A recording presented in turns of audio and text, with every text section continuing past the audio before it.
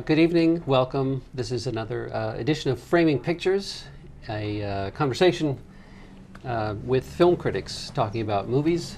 And we are going to be talking, in some ways we're going to be picking up on a subject that we left off talking last time, which has to do with what we see when we look at films and how we talk about them when we see them, because it seemed like there was a lot more that could be said about that.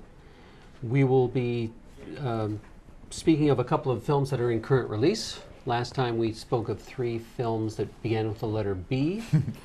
We are jumping over C. Forget about C. C is out.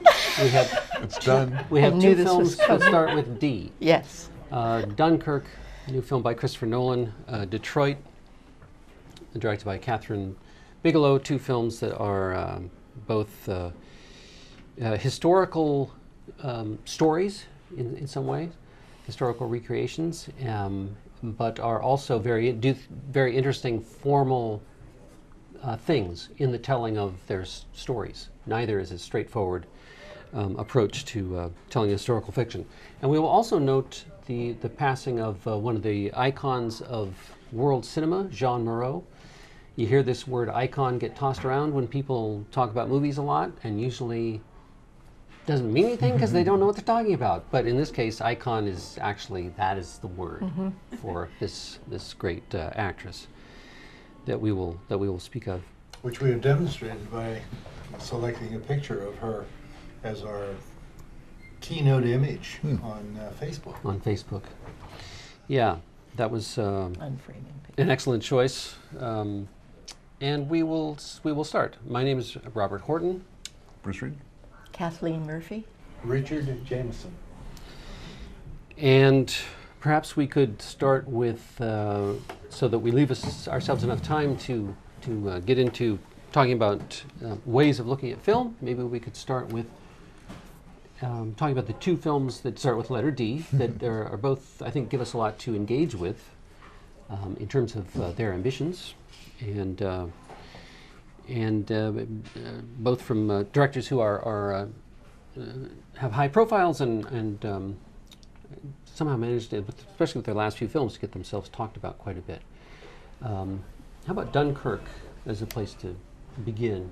We'll start with Christopher Nolan's film of the famous retreat of Allied troops from Fortress Europa, which was a startling event that took a disastrous military event and somehow made it into a kind of morale booster for the British people. Christopher Nolan returning to his native country here after a lot of success in the United States. Richard, do you feel like beginning the conversation about this film? I can say, the first thing I would say is that this is the Christopher Nolan movie that I've enjoyed most, and I think he had the most respect for since his, I think it was his second feature-length film, maybe his first feature-length film, Memento, quite a few years ago. I usually find Nolan a bit of a pain, for the same reason I think that he seems to have accounts for some of his admirers. He always explains verbally at length what you're supposed to get out of his movies, the ideas that they are supposed to contain. This was especially true in the Batman movies, the Dark Knight movies, and instead of embodying the ideas, instead of putting them across cinematically, he would keep announcing them, and then there'd be a certain visual bombast on 2 levels, but not really a coherence in terms of form and idea coming together. And Dunkirk is really effective as a straightforward, here's the situation, and here's how we're going to move through it. As usual, he messes things up creatively by not doing it in a strictly linear fashion, which took me a little while to realize he was doing. why is it suddenly dark? Why is this a nice? Oh, this is what happened to prepare for what we've already seen. Okay, and it continued to be very coherent and frequently compelling. I think he succeeded to a respectable degree in doing something that David Lean used to be valued for back when he was making his spectaculars, historical and otherwise, and that is of giving you a big picture, giving you a sweeping view of a vast historical moment, but at the same time keeping you in touch with individuals, with the and he's really very precise about what a given individual is feeling, experiencing at this moment in the unfolding of Dunkirk, and that's good stuff. That's that is effective filmmaking just for a good old-fashioned movie audience, and most welcome to at least this good old-fashioned member of a good old-fashioned movie audience. At the same time, it is a film that has this new-fashioned structure, which Nolan seems unable to make a movie without tinkering with the storytelling in some ways, in which three stories are taking place along different time-related lines, one over the course of a week, one over the course of a day, one over the course of an hour, but we watch them all unfolding as though they're happening at the same time. I wonder if what the film. I found myself is that the. I wondered whether that was his main reason for becoming interested in it, other than a patriotic sense of his English heritage. Is he sort of the enough of a messer around with, to use your phrase, that was kind of his. What if I? Wouldn't it be cool to try to do this and to mess with the way time unfolds on film and all that? You seem, both you and Richard seem to suggest a certain suspiciousness of Nolan, of his methods and ideas and reasons for doing things. And because I went into the film, into Dunkirk, pretty much without preconceptions, Nolan preconceptions or Dunkirk preconceptions. I found it pretty compelling, and one of the things, I wish I had more musical background, I could explain this better, but one of the things that really interested me was that the whole structure of the movie, the land, air, and sea themes, those are the 1 hour, 1 week, 1 day, 1 week, chapters, is built so clearly on musical passages. I mean, the whole narrative is a musical, is shaped musically, starting in silence and then ratcheting up almost immediately into these intertwined themes, which are so terrifying and viscerally engaging that it's like a sustained shriek. And then by the end of the film, what do you call it, diminuendo? I don't know these terms. That wonderful sweeping glide across the beach of the pilot, whom we've watched through many dogfights in the sky. The battles are over. The men have been taken off the beach. The ones that we know about have been taken off the beach and ferried over to England. And there's just this bizarre silence as he glides across the beach. And that's what fascinated me about the film, that it was all music. I felt from the moment it started that I was being drawn into a kind of operatic event, not unlike Once Upon a Time in the West, when you immediately feel as though you're being drawn into an operatic event. And, you know, of course one can get into what Nolan's preoccupations are and so on, and you can see them at work and so on. But I thought he really sustained that strange intensity that I associate with a certain kind of music. Mm-hmm. Well, because there's even, I mean, the score does this really interesting thing, which is basically to completely exaggerate. For 90 minutes, it's a ticking bomb. The score is just this relentless sort of countdown. And then, I mean, it's Dunkirk. I'm going to give the thing away. Then the English ships arrive, and you get the, I think, only real orchestral swell in the entire score. And then that is followed, as you say, by this I agree with the beautiful silence. I want to make a distinction. I'm not talking about Zimmer's score. I mean, I'm really talking about the narrative form. I know. I'm saying I just want to make sure. I'm saying that in indication of what Richard was saying, that we have here form executing the function in a way. Well, another reason that I reacted to that, Bruce, is that you must have read how many people were complaining about Zimmer's score and how loud it was and how insistent it was and annoying. And I just want to make a distinction, what they call a nice distinction. Yeah, that was another thing that was different from previous Nolans, is that although definitely there were times when the score was loud, it never really drowned out the movie for me, which it does in all of his other films. Yeah. But there is, I think that there is, as you say, you can talk about preoccupations. And I don't think you have to be suspicious of Nolan to know that he is one who is, has always been concerned with formal structures, sort of predominantly. There's this, I can't remember what label put it out, but there was one of the labels years and years ago put out this DVD box collection of some classic noirs, or actually not some classic ones, but they put out a good selection of noir classics. And they had a bunch of different directors giving little 5-minute intros to the film, Martin Scorsese and stuff.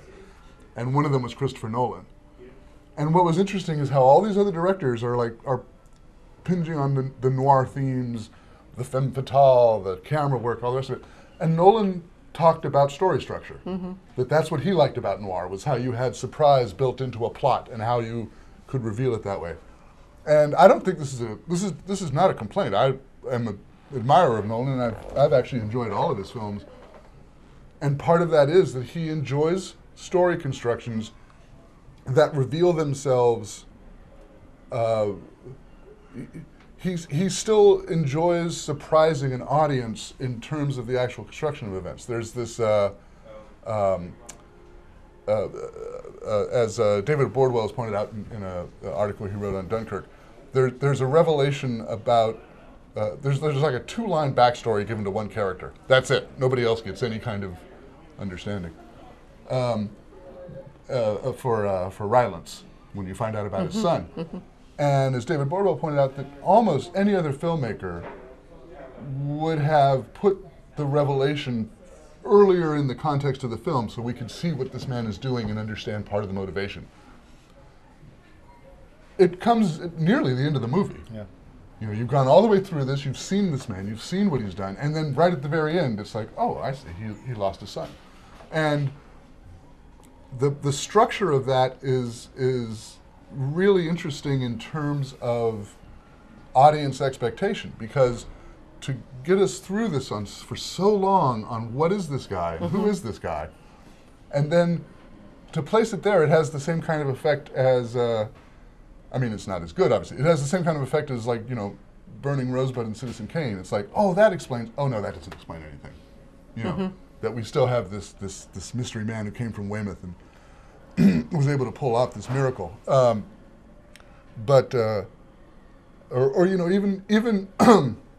Even the way Nolan, when he does this tripartite structure, and he announces it with title cards. And one of the things that's interesting, and I'm sure is Nolan is fond of, is that you would think that they would be called land, air, and sea, because that's where each one takes. The land portion is actually called the mole, which, as far as I know, is actually never explained in the film, although I might have missed a line, because I actually did miss a little bit of What do you dialogue. mean it's not explained? I don't remember anybody saying that the mole is actually the oh, stretch of... I see what You you have mean. to infer it. The reason I have to Just ask assumes is that everybody David has seen Edelstein Potemkin, announced that he didn't understand what the mole was, and he figured it was a mole on the young man's face. One of the brilliant throwaway critical remarks about the film. Well, that wouldn't even make sense, because... No, of course it doesn't make sense, Bruce. Yeah. Ignore it. Forget I said it. Ignore David Edelstein? Done. But you know, because there's also, because that whole story involves a soldier taking up it involves a French soldier taking the garments of an English soldier and hiding out, and so there's this sort of innate pun in the title, and yet the others don't have that at all. The others are just, sea and land, and air, and that's sort of an interesting reverse of that. Do you not feel, you other people, do you not feel that this is not a movie about these individuals particularly, but that it's a kind of intertwined, God, I wish I had that musical language, intertwined themes of various individuals in a great orchestral movement, or a great symphony, perhaps is the word I want, so that matters like Rylance's son having died, which is about the only information that we get about various people, it isn't really relevant. It's people sitting in the middle of the ocean waiting to die. It's people who get on boat after boat after boat, each of which sinks in one way or another, and they are threatened by drowning. And even a boat on land they get on, they are threatened by drowning. And it's as though it is one prolonged musical sound that just goes on and on and on until you feel as though you can't breathe, because the crises pile up so musically. And I think I totally agree, and one of the reasons that that justifies this three-pronged, funny-timed storytelling is, in a way, Nolan is building. I'll use opera since you didn't mention that one, but I did operatic. Okay, when you've got three different singers on stage and each is singing a different part, and yet they all are going to get to the same place and they're all going to complement each other, and also the idea that if he's trying to make us watch movies in a slightly different way, we have to work actively to sort out what's going on. Part of that is not having a traditional hero who we settle on in the first minutes and then we trace through, and it's very comforting to have that because we've seen that a lot. It makes the place safer somehow, and this is not a safe place. Yeah, and it also underscores the collective nature of this remarkable historical event. I mean, I think I was not the only person in my review who said, I think it is possible that he cast the three main Allied soldiers who are on the mole with actors who are almost indistinguishable from each other on purpose, because we are not supposed to say hero is here. We're supposed to think, can't really start these guys apart, and there's a good chance one or more of them will be dead in the next scene, because that's the way this film seems to be going down. Somebody was talking about, we don't know their names, and but in the cast list it says Tommy, so we could just call him Tommy. Well, Tommy, of course, is a generic name for a British soldier. Yeah, I think a lot of people don't know that anymore, because I read that a lot too in reviews. Yeah. There's also to use the fugal construction, which is one of the things I beg your pardon. I showered before I came, so I don't know what you mean. There is another way in which all of this builds up, is that Nolan has he's always had this sort of interesting, even though he's a mainstream, very popular, very, very successful director, he's always had a really interesting take on heroics. You know, even his Batman films are not an unalloyed portrait of this wonderful savior of the city. They're kind of, is this guy doing the right thing and all the rest of it? And so he's constructed this entire film in which we are unreservedly meant to empathize and emotional. And and everybody we're following is trying to get away from the war. For just reasons. I mean, it would serve no purpose to turn around, go to the city, and be slaughtered. Yeah, but there are 40,000 Frenchmen back there guarding. Which the movie knows and references often enough to make you realize that that is an element. And that's one of the reasons we're following one of the Frenchmen. Yes.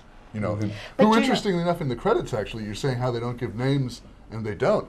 The Frenchman in the credit, the actor who plays the Frenchman, is credited as Gibson, which I can only speculate is the soldier That he took his that name. he took his name. But So we don't even get his character's name even in the credits. even when Tommy on the beach finds the Frenchman, although we don't know Right. he's a Frenchman at this point, burying the dead British soldier. I mean, the beach is littered with bodies, and there are constant barrages, and there is a real sense of shell shock during this period, so that your ears, you feel that they're ringing and that you don't know exactly what's going on, but that you're vulnerable. That's your main feeling.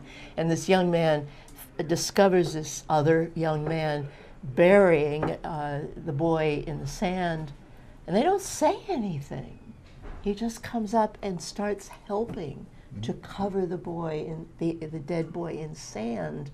Then the young Frenchman, whom we don't know is a Frenchman, offers him some water. And it's like a ritual, some kind of ritual is taking place in the midst of this lunatic world that they are caught in. And it's a very odd moment. And I thought very striking, very moving. And you don't get the payoff until much later, when suddenly someone says, hey, that guy Gibson is really a Frenchman. He never speaks. Yeah. Never speaks. And the British boy who walked up to him while he was burying the dead Brit stands up for him. And it has to rest on that moment of communication between them and their continuing camaraderie.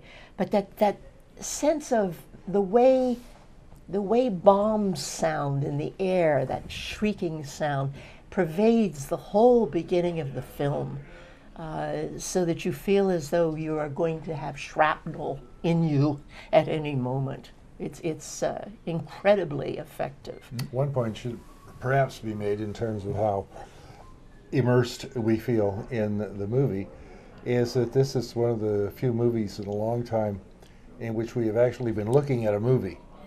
I'm not going to say there's no CGI in it. I don't know if that's a fact, but a whole lot of stuff that would be CGI in any other action film of our era is in fact legitimately photographed, whole action, and in that sense we're looking at the real thing, and we're looking at a real movie, and that was a very pleasant change. Yeah. Well, and even it even goes into aesthetics as opposed to merely technique, because I've never been to Dunkirk, but I've been to cold, northern beaches, and for all the movies that try to portray what these beaches are like, this one gets it.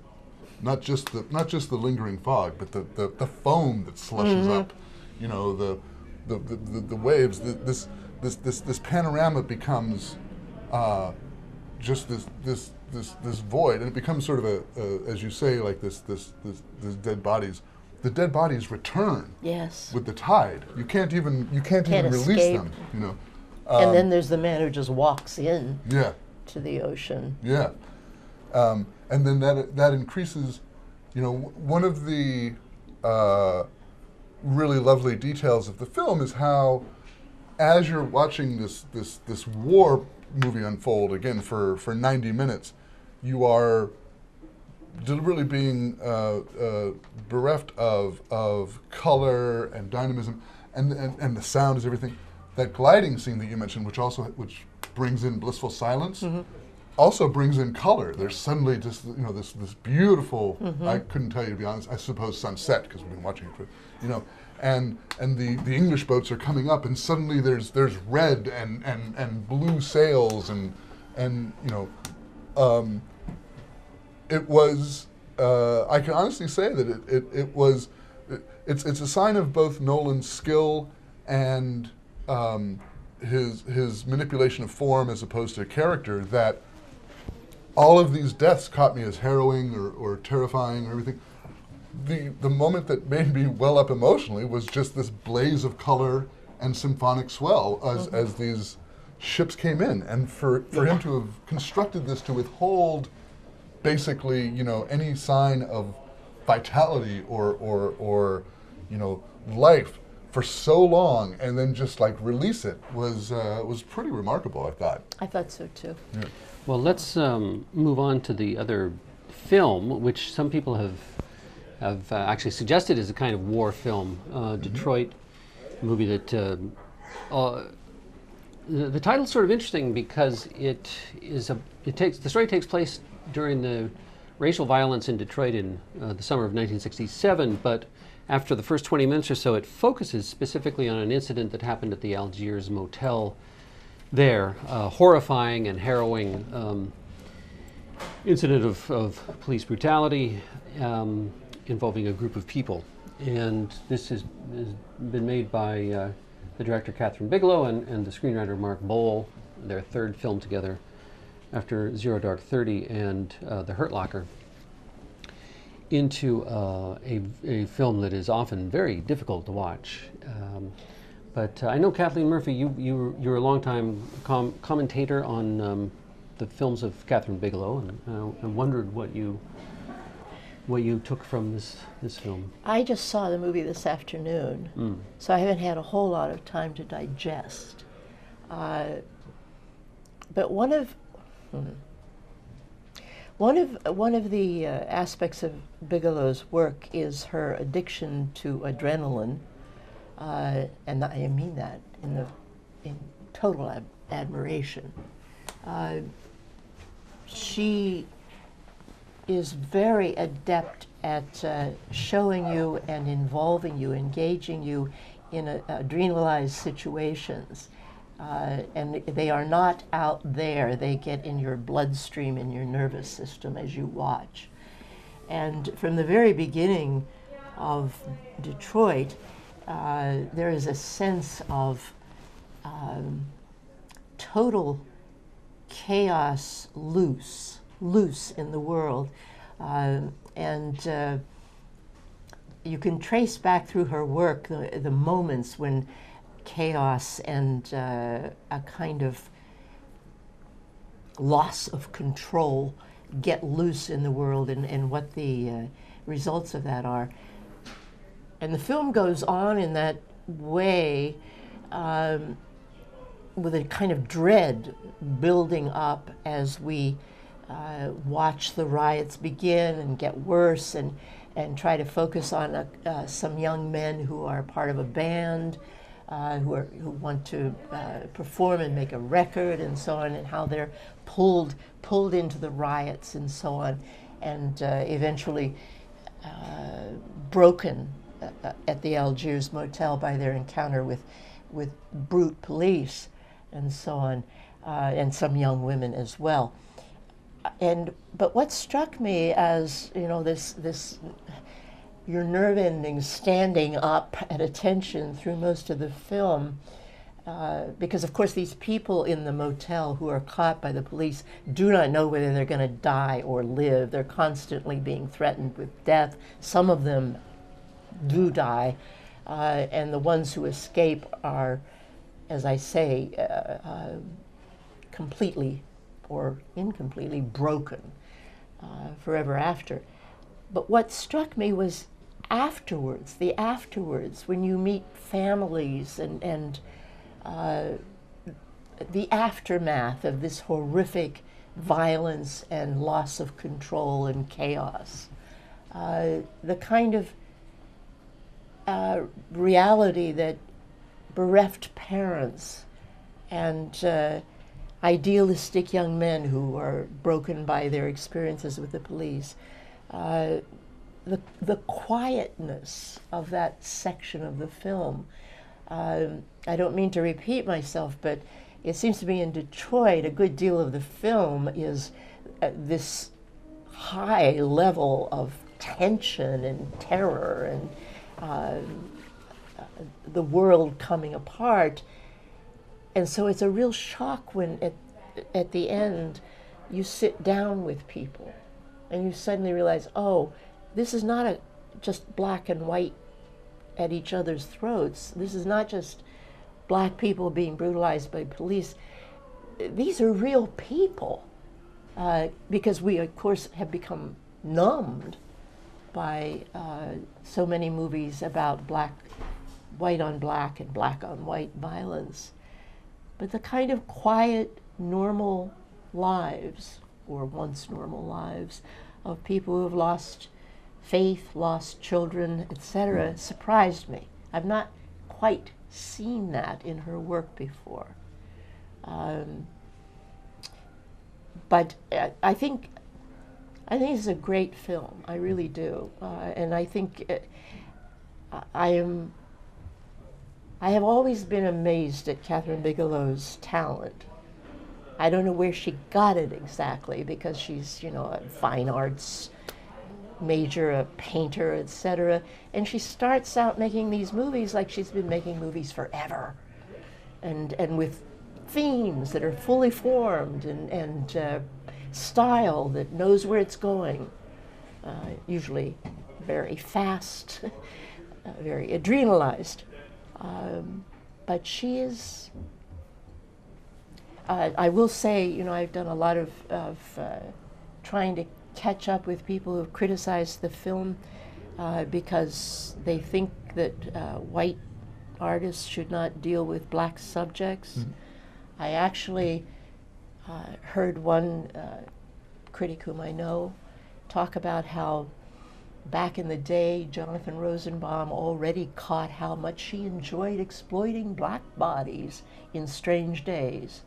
And it certainly resonates in Detroit. I have no idea what these people are talking about. I honestly do not. And quite frankly, I think it is totally irrelevant and stupid. It's like, I'm not going to defend the reaction because I think that reaction is bad. I think this is a great film.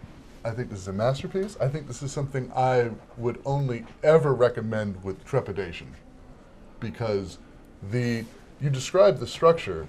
First of all, you actually mentioned, say it's an interesting title, Detroit. I have no idea. I haven't read an interview with either Bowl or Bigelow.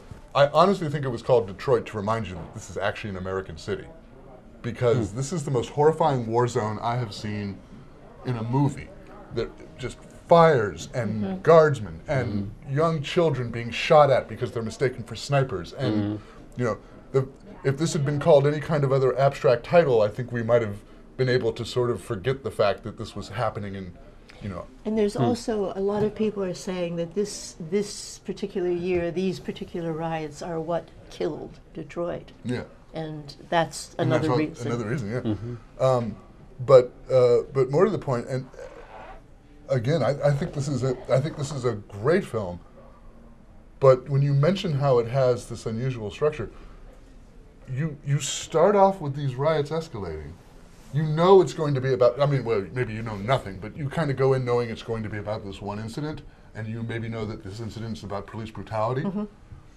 For an hour, you are a body shoved up against a wall by police that are beating the crap out of you. It seems like longer than that. Right. Yeah, I'm saying just literally the hallway part. Yeah. Yeah. It probably is longer. Yeah. It is. I would not reject anyone walking out of this film. This is a film. It's horrifying. Yeah, this film wants you to walk out on it, and I don't mean that in some sort of Pasolini style. Can you take this way? It's unbearable. It's unbearable. How much empathy can you be compelled to have? And and the thing is, Bigelow doesn't have to be in this mode. She can do as many things as you say. Not like there's this exquisite little, probably 10-second montage early in the film about the way black men and white men do it as well, but the way men signify with cigarettes. And the way that they That's because she's a Hoxian. She is. Oh yeah, no, she is. But because I mean, the definitive Hawks moment, of course, is there's this amazing part where, because her films have always been this view of masculinity as a construct and how we, try to deal with it, and there is what might be the definitive Bigelow moment of all time in this movie, where a group of men are sitting in this hotel room, and this singer that you've mentioned shows up, and he's dressed in some fancy suit because he was about to perform, and they didn't get to perform. And he mentions he's a performer, and the other guys, who are all just obviously like Thugs. Workers or thugs or whatever, we don't even know that they're thugs. Whatever they are, they're just not. They're not performers, so they mock him. Then they go through this little psychodrama of their own, by the way, which is an interesting thing. They pretty much do the same thing the cops do later on, except for another reason in a different way. Send the guy fleeing out of the room, and then the lead guy mocking him as he goes out says, "I'm a performer." And that's exactly what he is, because he is a man in a man's world, and he is doing these things because... With a toy gun. With a toy gun, yeah. And dead for it. Yeah, yeah. But so without going further, I just, any critic who responds negatively to this film, I absolve them, because this is a film that is so... And maybe their articulations go into ways that aren't directly related to the film itself. I don't absolve them, Bruce. I understand. No, you don't. Because I agree with you that the film is unbearable. It behooves us to bear it. Yeah. Because that whole scene that goes on forever in that hallway, I suspect is what black people live in many cases. And I haven't got a clue what that must be like. Yeah. And those men up there in that apartment that you're talking about with their masculine constructs and kidding about performance and so on, their performance is what it's like to live as a black man and they're doing it with a toy gun, and eventually they'll mostly be dead. So their performance that they put on for the singer and so on is impotent, as are those young men in that hallway with those cops who are perfectly willing to destroy their souls, obviously bodies, but their souls, as they do with that one boy. Yeah. Can you imagine being black in that world? Well, exactly. And actually, one of the interesting reactions is that I've noticed that for some black critics in particular have praised the aspects, have criticized other aspects, but more than a few of them have said, like, that they walked out. That scene was just, no, I know this, I've seen this, I don't need to spend a chunk of my life watching this again. I honor them, but I don't honor critics who cannot see that film for what it is and deal with it. That's... You'll excuse me, but that's our job. Yeah. And another, when you talk about the ending stretch, one thing that's really fascinating is how everything, it's not just that we abandon the violence, it's that we enter this weird, almost oniric construction where everything before has been almost fetishized in terms of locale and time, and we know exactly what room somebody is in when somebody else is 2 blocks away and all the rest of it. And then suddenly during that end stretch, which is dominated by grief and impotence and frustration with the judicial system, there are moments, for instance, we're in this courtroom, and if you didn't know the particulars of the case going in, the court scenes go on for, 15 minutes or something like that. They go on for a good chunk of time before you realize that John Boyega is one of the defendants. Suddenly we're being stripped of all of these these signposts that have been these finger posts that have been getting us through We this. should say that amongst this cadre of bad cops, somehow, by a number of different machinations, a young black security guard has hooked up with them and is witnessing what's being done. And he is, in many ways, impotent in this situation, in this horrific situation. And of course, later on, guilt is laid upon him, scapegoating is done, but he is guilty because he stood and watched, as all of us do one way or another. It's horrifying because he's a perfectly lovely man who works 2 jobs, who tries to do right, and yet is implicated in this toxic, I think of it as the toxic hallway. Yeah. Well, as always, though, because Bigelow, as you say, she's her thematics and everything. It's like literally the first thing you see this guy do is try to blow the dust off from work, which you realize he'll never able to get all that off. But no, it's the summoning of grief that is obtained with I'm blanking on his name. Aubrey's father. Yes, but I'm blanking on the actor's name, which I did. But there is after this sustained horrific moment, there is a chunk of the film just dedicated to this father in grief that is as empathic and pained a portrait of that state as I think anybody's ever pulled up. When you realize that without you seeing him having done it, you realize he's gathered every photo of the child. Yes. You know. The child he denied was dead. Yes. He has all of these photos. Yes. You know, or that beautiful moment in the hallway with the nurse, where it's like, oh, a bond is being made, and then it's just like, well, I suppose you want to go see him. Yeah. It's, you know, no, it's a stunning film, even from Bigelow, whose work I've admired. I can't say from the beginning because I didn't catch up with her beginning until well into it. But you know, since the first time I saw. She's been growing up, maturing pretty steadily and pretty stupendously in her last films. We've talked a lot about the ending of the movie. I was fascinated by the way it begins, which is if in Dunkirk you're not terribly sure who's who on the mole, there's almost no attempt to give you anybody to identify with or empathize with at the beginning. It's almost as though you're watching a historical documentary, albeit one that is really pretty jazzed up in terms of its sharp editing and so forth. They do, in fact, use a lot of contemporaneous footage, and you know immediately when it's happening because the format on the screen changes to what was the standard format back in those days. If you were shooting newsreel film for the local TV station, it would have looked like that, and that's probably what it is. But that there's a long period of the film before you're given a really sustained opportunity to know somebody and to say, okay, what's going to happen to him? I care about this guy. What's going to be his fate in all this confusion? But we are immersed in the chaos. We're immersed in the historical framework of the event.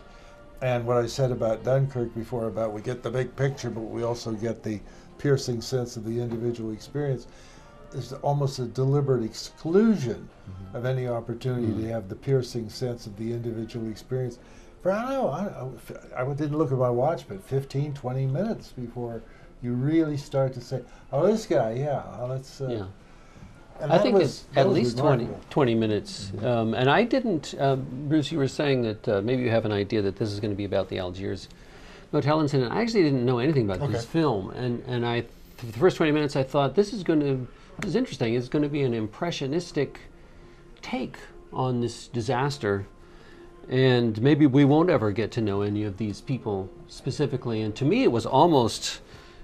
when I think back on it now, it's the build-up to what turns out to be the this horrible incident, is done in a way that I don't think I've ever seen it done in another movie quite like this. That you are, one of the many things that you end up looking at is these guys who are not auditioning exactly. They're about to perform for the first time live, and so they've got their Motown. Well, with Motown execs in the audience. Yeah, it's a they big performed, but big this shot. is their break. Yeah. And we watched that, and I thought it was going to be just another thing, and they end up going to a motel. The movie doesn't feel like it's building even. It just, they go from one room to another. They're trying to pick up a couple of attractive young women. There's something going on upstairs. They look at that for a while. It's this sinuous motion, and I still thought it was going to be this, hey, we're going to look at all these different things. And all of a sudden, it's a nightmare. It's a complete nightmare. And the reason I said, talked about the interesting formal things that go on with both these films is just that, as we've alluded, this sequence in the hallway, it goes on too long. It goes on longer than, you're a movie watcher. There's a contract that you have with the people who put out this movie, and you know that they're not going to violate. It's Hollywood, and there are a couple of movie stars in it, and so on, and that contract is violated. Yeah. Because of the duration of this thing and its intensity, of course, but also this has to stop. Is this not going to stop? And it doesn't stop. And there's even this, one of the great things in the film is this moment when these police who are really terrorizing people are drawn away for a minute or two, and two of the guys are like, let's get out of here, and they look around in the house, look around for a way out, and it's an opening onto something that might have been, and it turns out that it's not going to be.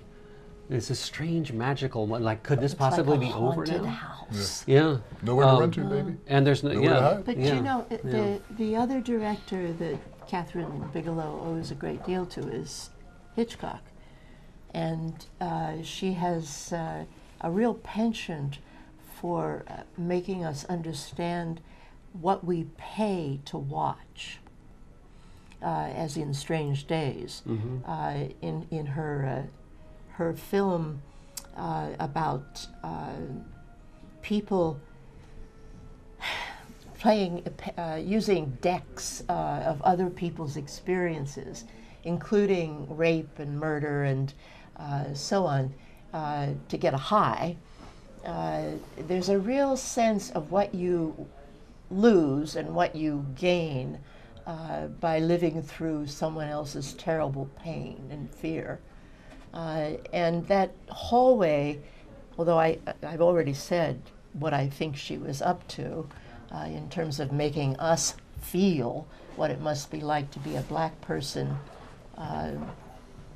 under those circumstances, she's also teaching us about seeing and what our responsibilities are or should be when we watch movies, when we watch newsreels, when we live on other people's pain, and we live on other people's victimhood.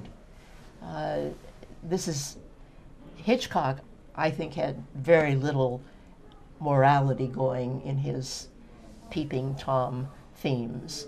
I think he just liked to watch and was a little contemptuous of us for our taste for it, and used it beautifully in his films to implicate us and to engage us. But Bigelow cares, and she keeps in her films rubbing our noses in or rubbing our eyes in what it means to eyeball, or excuse me, but it's her term, images. And I think she's doing it in this film with a vengeance. And the way that the sequence would be, as you say, unbearable and excruciating without this, but there is she's cognizant as well of the human, not just the human pain, but the human. There's for for not the entirety of the sequence, but for, I would say, a good 20 minutes, there is this sound in the hallway sequence that, for me at least, took a few minutes to identify as one of the men who's pushed up against the wall trembling so much that his thumb is constantly tapping the wall.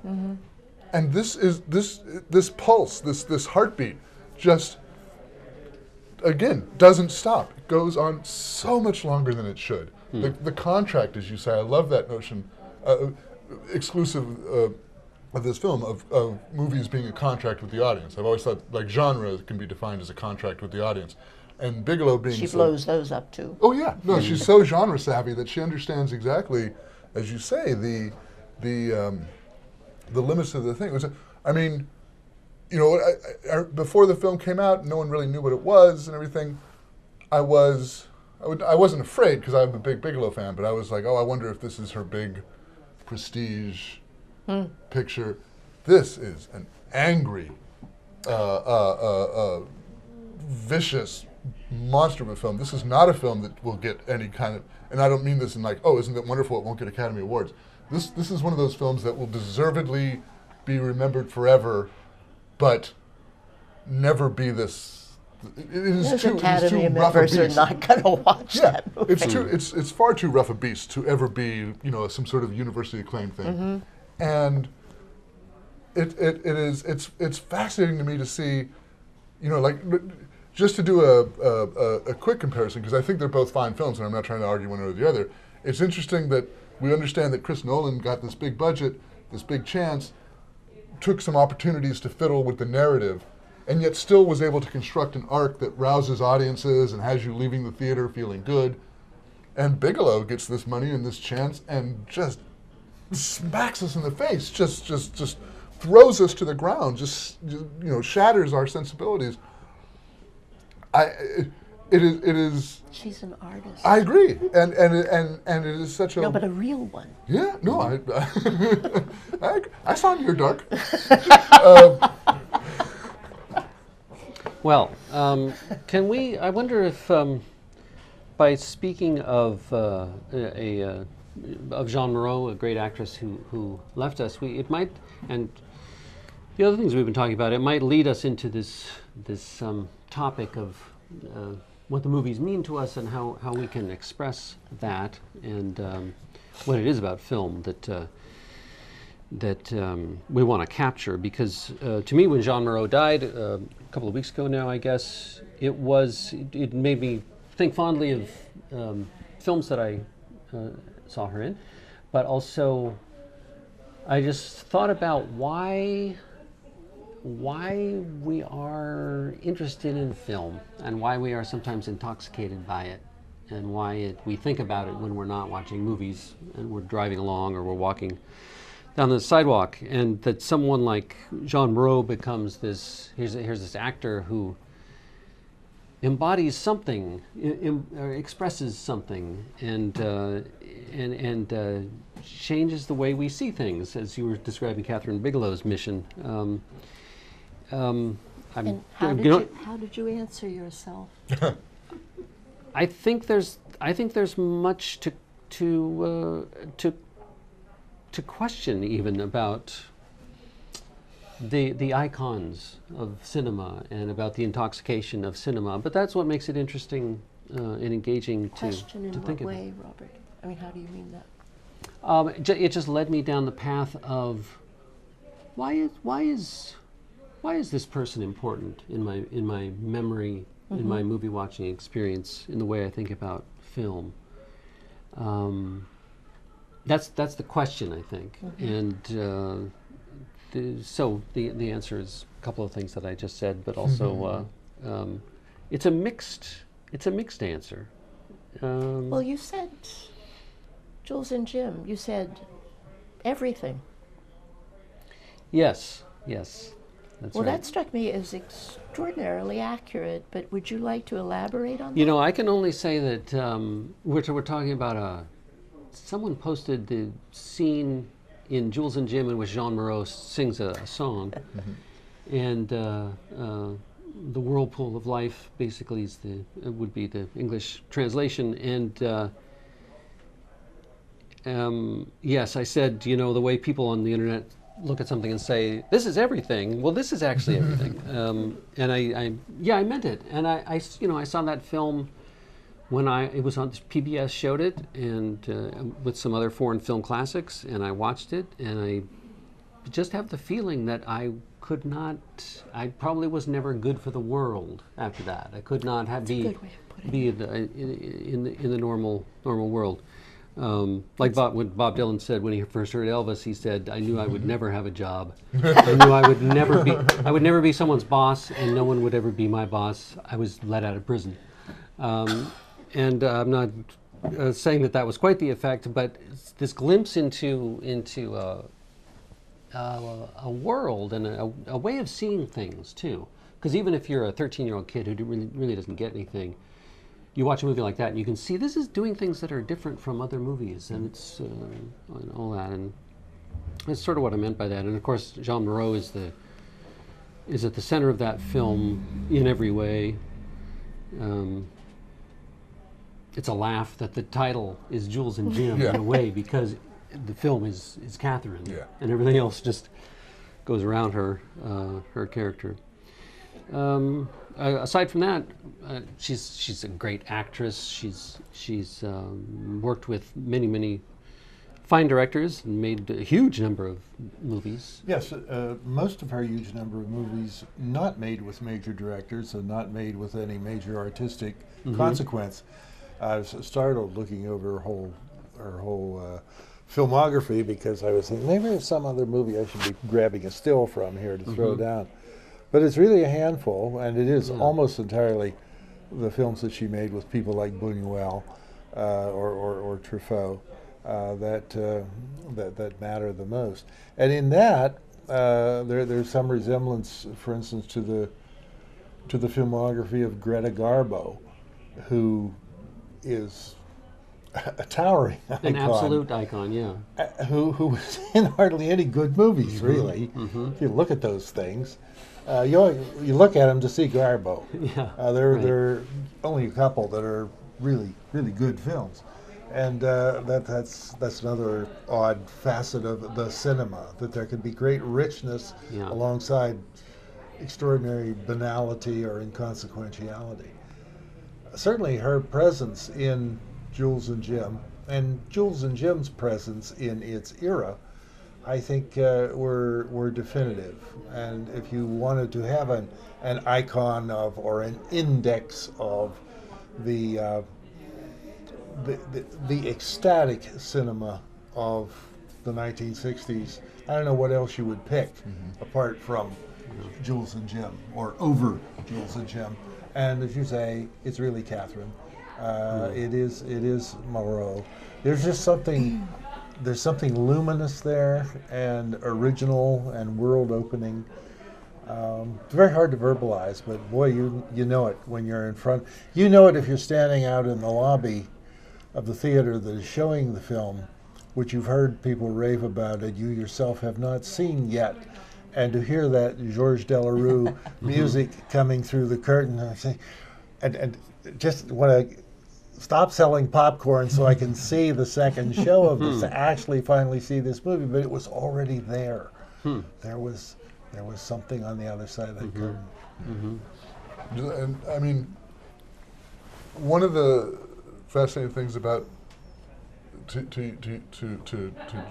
go to your larger theme about the magic and mystery of cinemas is that one of the remarkable things about an icon like Moreau is, as you say, she's only in a handful of great films, arguably. She's got a great career.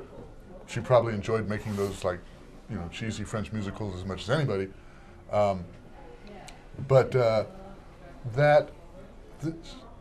She's an actor who is cognizant of what a great film requires of her, which is not the same thing every time.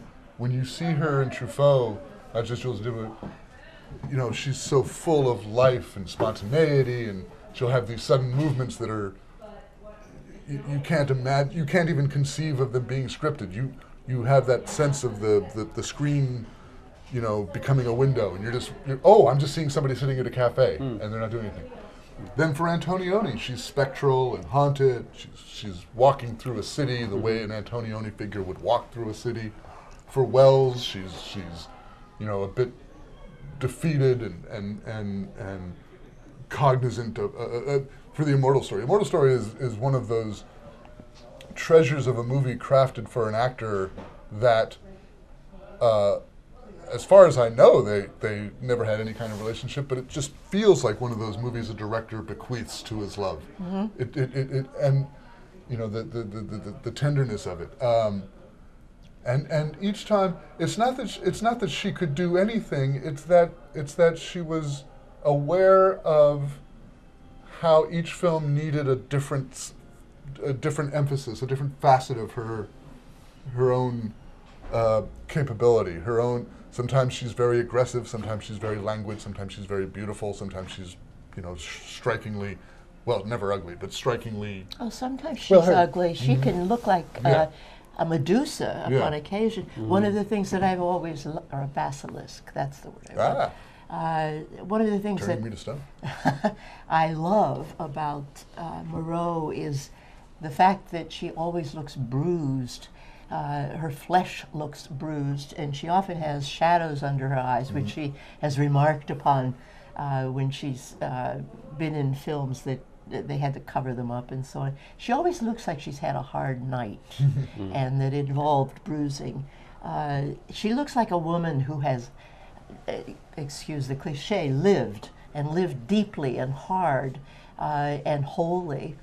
And one of the reasons that Jules and Jim changed my life every time I saw it was Truffaut was making a movie with an incredible, exuberant innocence. I can make movies. I can do anything. I can do a freeze frame, a dissolve. I can do anything. And it's delightful, and nothing holds me back. I'm young, and I can make movies. And before him, he had this woman, this muse in the film and to Truffaut, who her firmest belief is, I want to live life as art. Every moment should be a peak moment. I should be a performer. I should be the center of attention. And I can be. I can earn it. And I don't want life ever to sink to the level of the mundane or the banal or just the everyday. And when she can't have that anymore, when everything has conspired to make this glorious vision of living life as art just fail, she's now wearing glasses because the vision is failing. She creates a tragic conclusion. She is not going to let this go without a grand gesture. And the film, it affects you in different ways depending on what your age is when you watch it. When I was very young and watched that film, I thought, my God, I have got to be that woman. Life has got to be like that. And of course, she has to have Jules and Jim as her auditors, her audience. I mean, because women like that have to have an audience. They don't exist otherwise. Movie stars, they love that camera. When I saw it later, I had begun to understand that a lot of people think that Kathryn was a psychopath, that she was, a really terrible person, which struck me as, my God, are you insane? She's imbuing every moment of life with beauty and truth, and you think she's a psychopath. And then at another time in my life, that is most recently actually, since she died on my birthday, terrible regret, I'm being fairly personal here, at the loss of youth and the loss of innocence for Truffaut and for Kathryn, and for any of us who loved movies and love art and wish that it could mean more in the everyday world. So that's what she means to me. And when Jules says, Jim says, "What does she teach us?" And Jules says, "Shakespeare." You can't put it more succinctly than that. I don't think she was a great actress. I think she was a great movie star who could be directed really well, really beautifully. But mostly she just wanted that camera. If you read about her relationship with Louis Malle, they had a long time affair, and then watch Les Amants. She says that as he asked more of her in the film, she lost her interest in him because she had given it all to the movie. That just fascinates me. I think she really did, as an actress, try to live on some level that you can't sustain. And she said, you know, when I can't do that, au revoir. Yeah, she talked about that very thing in interviews. Yeah.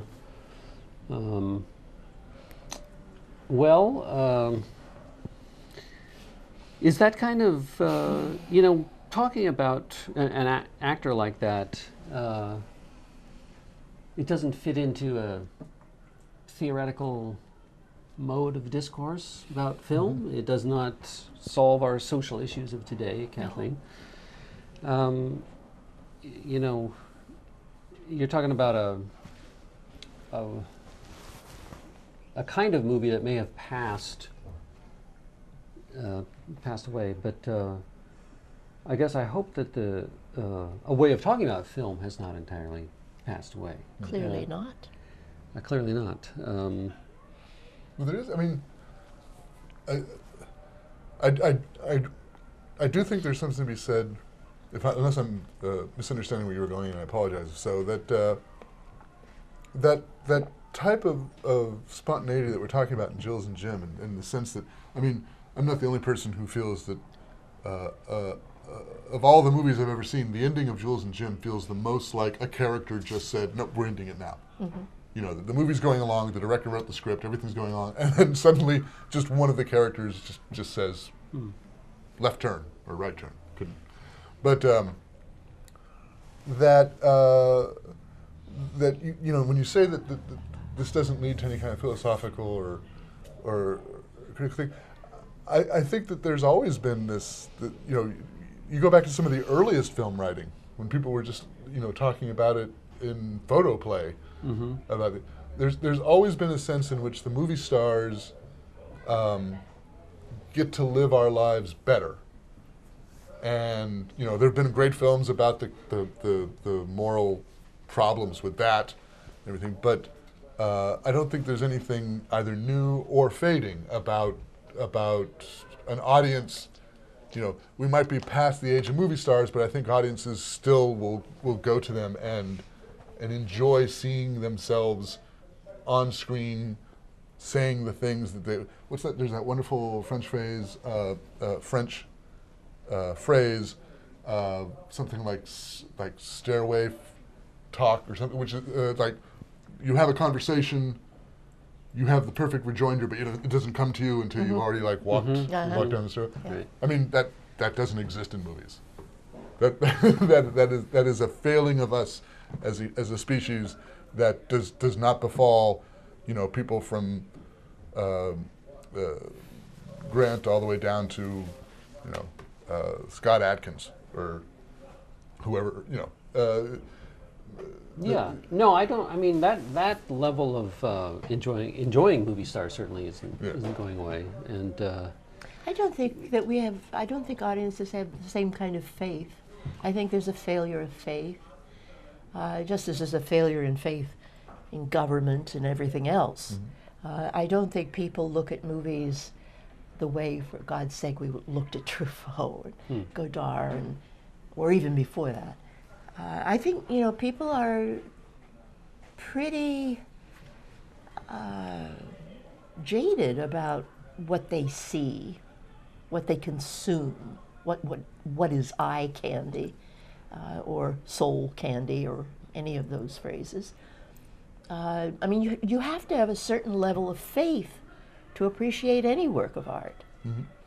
And when you read what people write about, well, I'll stick to cinema, they're not talking about art. I mean, it has nothing to do with it. They're talking about white people can't make movies about black people and any number of things. Right. English people can't leave the French out of World War II. Yeah, I mean, it's as though, wait a minute, have you not looked at this? Have you not felt this? Has it not just taken you in hand and carried you away? No, Yeah, and I mean, it doesn't. The filmmakers, I mean, we just spent time talking about the way that Bigelow and Nolan are at least trying to wake us up a little bit by challenging us with these different ways of showing and unrolling movies. So the filmmakers are out there. It may not be with the innocence of Truffaut in the early '60s or something. I don't know if people can get back to that, but yeah, this the discourse is sometimes discouraging. When you I can do without the discourse. It's the people in the audience who seem to me, I mean, the whole concept of the big picture is now the smartphone. I mean, there's a real, I know that I've talked about this before, but when you're framing things in such a small and mean manner, where is the possibility of faith and you know, being carried away? Well, shouldn't it be in every grain of seed as well, though? Sorry. You'll pay for it.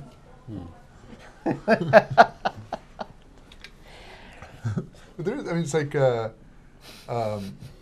I do think, I understand that is a discourse that is overwhelming at the moment, but it's also been, you know, Hollywood can't make a film about the Holocaust. We've heard this. We've heard variations upon these complaints in the past as well. I don't know.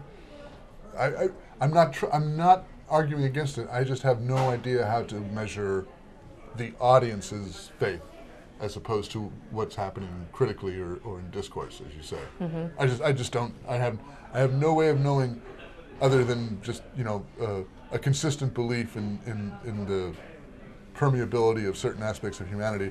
I'm always going to assume that somewhere out there is, you know, there's always going to be a 13-year-old discovering Jules and Jim. And it might not be Jules and Jim. It might be Frances Ha.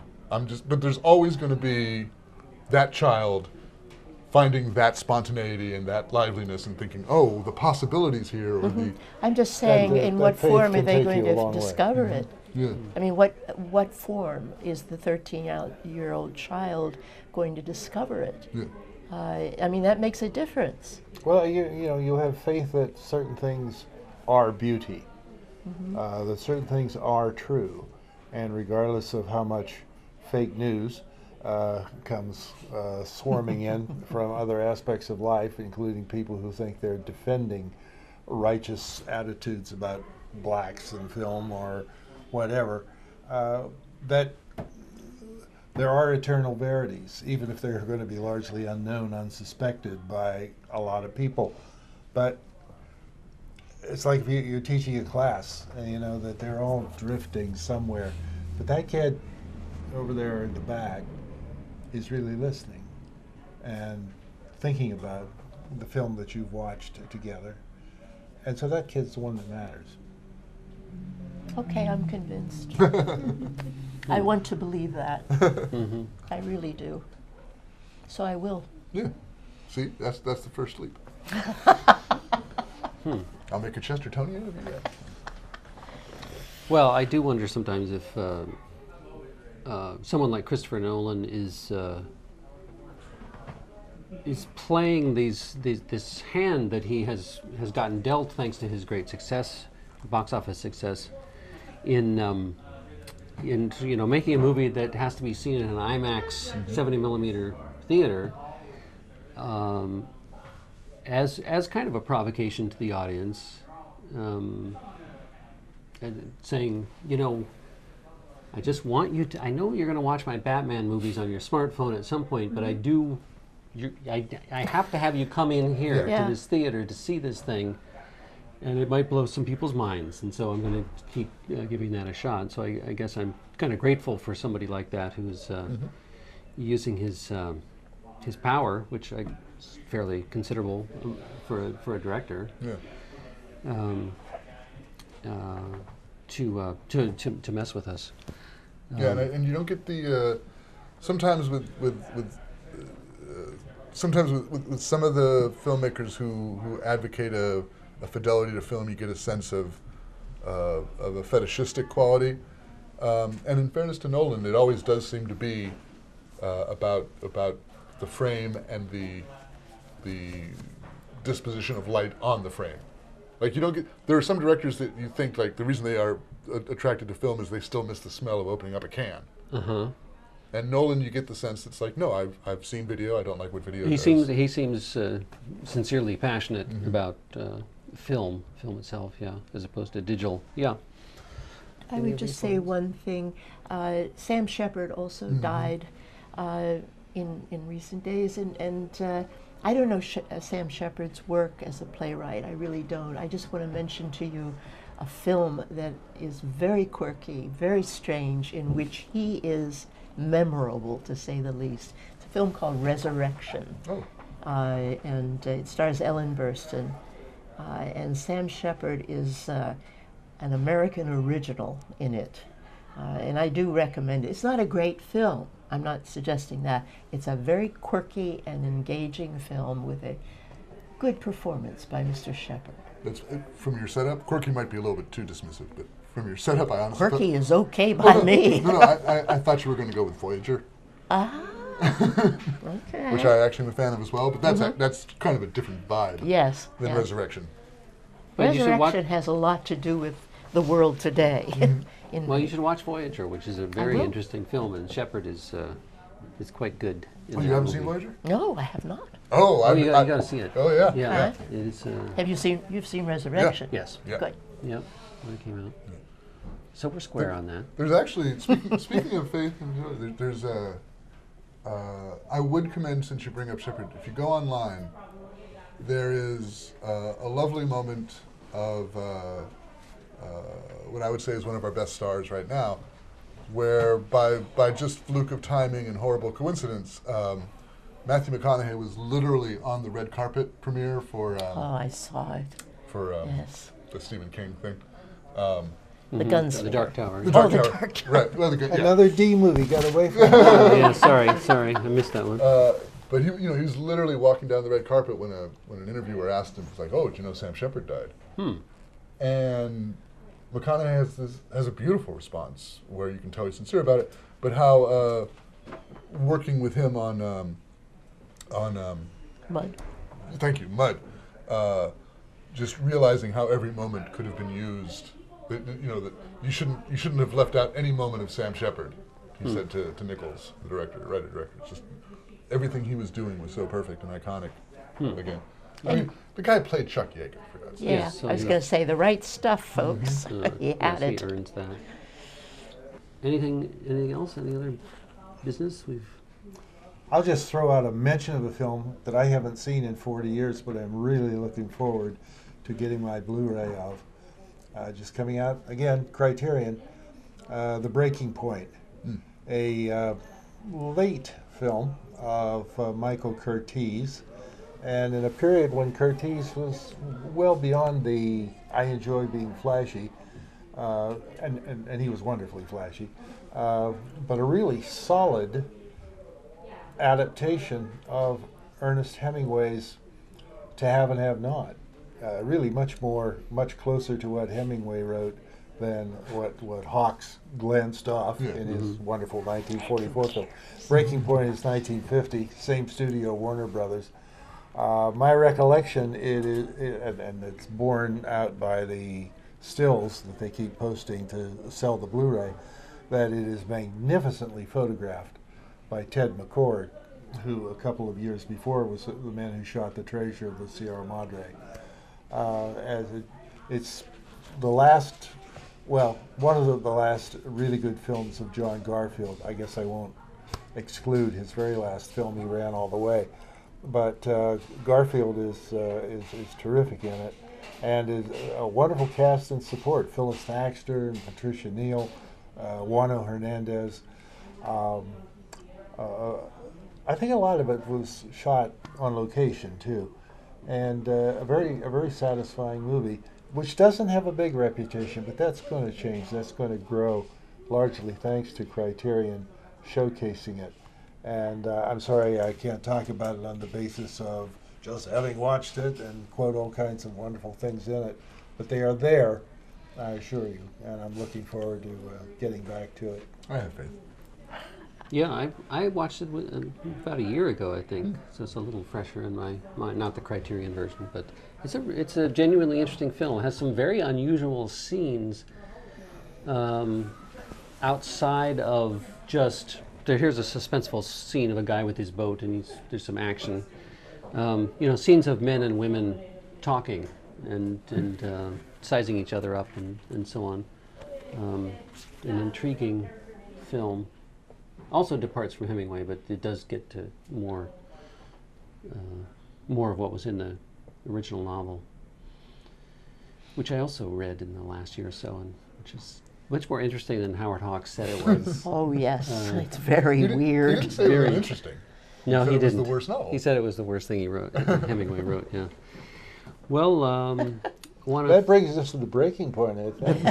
this is indeed the breaking point. Thanks to Scarecrow Video, and thanks to the Seattle channel. Thanks to our esteemed panel, and To our esteemed friends. Thanks to you for coming. Yes, thank you. Wonderful people out there in the dark. Yeah.